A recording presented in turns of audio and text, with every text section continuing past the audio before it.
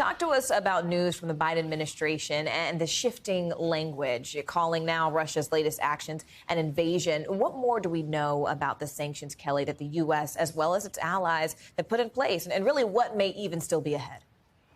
Well, the biggest development is that the president will speak at 2 p.m. Eastern today, and that will give us a chance to, we expect, hear what the next phase for the U.S. response will be. And we do expect that the president will likely refer to this as an invasion because we've seen a hardening of the U.S. language on this, a shift from the first hours when they were assessing what Russia had actually done here by putting what Putin calls peacekeepers, which is a term that should be carefully put in quotation marks, into the territorial region that is Ukraine, but that he is now claiming as part of Russia as independent states.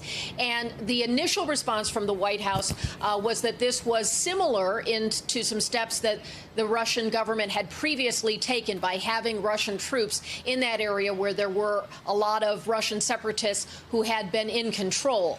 The U.S. is now taking a very clear position that this does constitute an invasion. We expect President Biden to explain that clearly at 2 o'clock and to talk about the next phase of sanctions. Last night, he signed the initial phase of sanctions, which targeted those two areas that Vladimir Putin signed off on as separate entities, and that will deal with financial investments there, the first wave. And now we've also seen that the UK and Germany are taking steps, the U.S. in consultation with them today.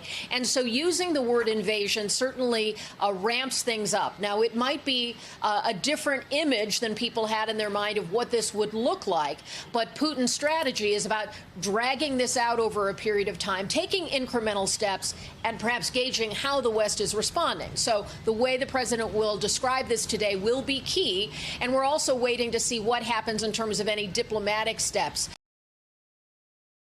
Thanks for watching our YouTube channel. Follow today's top stories and breaking news by downloading the NBC News app.